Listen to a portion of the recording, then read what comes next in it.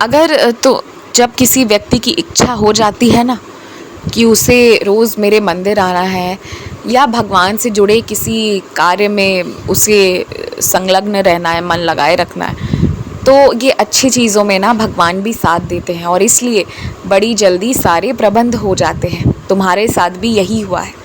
और तुम एक और बात याद रखना कि तुम्हारे मन में तुम्हारे पिछले मंत्रों के पाठ करने के कारण ना इतनी ज़्यादा शक्ति भरी हुई है, इतनी भरमार है शक्तियों की कि तुम जो चाहते हो वो हो जाता है। अगर गलत चाहोगे ना तो वो भी होने लगता है। और इसलिए मैं कहता हूँ कि गलत मत चाहो, और सबका प्रभाव तुम्हारे जीवन पर पड़ता है। इसलिए हमेशा अच्छा सोचो, हमेशा, और किसी भी चीज़ से मत डरो, कभी मत घबराओ। ये याद रखना कि ये जो जल है ना, ये ऐसी शक्ति है, एक ऐसी ऊर्जा है कि अगर इसका सम्मान हुआ ना तो ये तरक्की करवा सकती है, और यदि इसी का अपमान हुआ तो ये बर्बादी भी ला सकती है।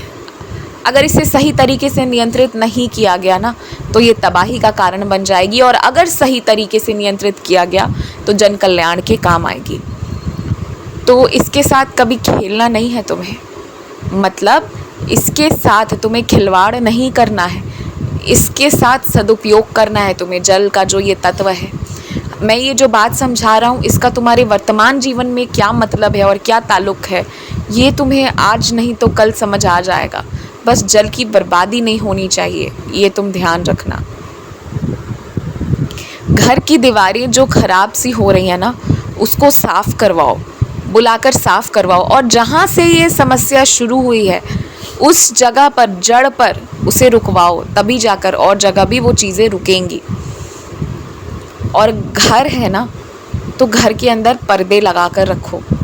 घर के अंदर क्या हो रहा है ये बाहरी लोगों को मालूम नहीं पड़ना चाहिए। याद रखो, तुम्हारी कमज़ोरी का फ़ायदा उठाएंगे लोग, सहायता करने बहुत कम लोग आते हैं आगे, नहीं आते हैं सब लोग आगे, ये ध्यान रखना।